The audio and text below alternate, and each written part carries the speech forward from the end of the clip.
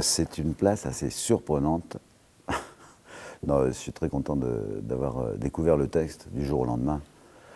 J'ai flashé tout de suite sur l'écriture de Florian Zeller, parce que le personnage du père dans la pièce La Mère, ça me semblait déjà pas mal. Et dans le texte, il y a quelque chose une acuité très grande. Et ce qu'il y a d'intéressant aussi, qui m'a tout de suite titillé, c'est la place des silences. Il y a beaucoup de choses qui sont écrites, 2 phrases, un silence, 2 phrases, un silence. Et il se trouve qu'il a vachement bien écrit les silences, aussi bien que l'avancée du texte, et une sorte de défragmentation du temps absolument burlesque et dramatique. Donc c'est une tragicomédie, quoi. Et ça m'a plu tout de suite. Alors le texte était tout frais, je venais de le lire, et j'avais entendu le plus grand bien de Martial, mais j'avais jamais vu un de ses spectacles. Et donc on a fait connaissance en répétant. Et ça a été, enfin c'est pour moi une rencontre, je ne sais pas ce qu'il dira, parce que je me suis beaucoup trompé dans les indications hyper précises de cette mise en scène, je dirais lumineuse, de ce texte.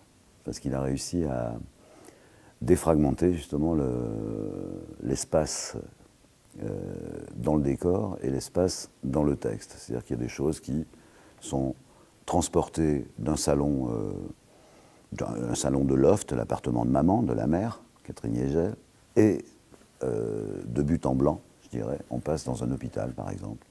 Et tout ça se fait dans une finesse extrême. Alors il a fallu le trouver, mais c'est écrit de manière très précise. Alors en fait, à chaque fois que je viens jouer le spectacle maintenant, une fois qu'on a bien répété tout ça, j'ai l'impression d'enfiler des chaussures qui vont bien, quoi.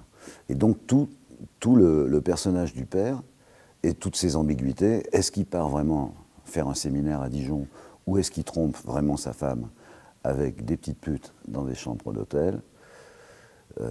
J'ai choisi l'option de laisser complètement, avec Martial, une option complètement ouverte, quoi. C'est-à-dire que les gens se font l'idée. Bon, évidemment, ma femme s'en plaint beaucoup de cette ambiguïté.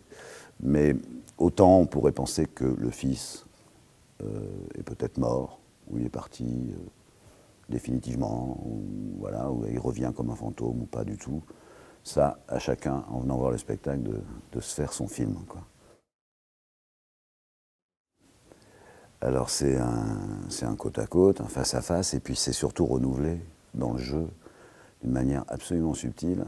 Et je crois, enfin, j'ai l'impression, en tous les cas, il faudrait demander, hein, qu'on est ensemble dans une complicité assez jubilatoire, pour prendre un mot qu'on entend beaucoup.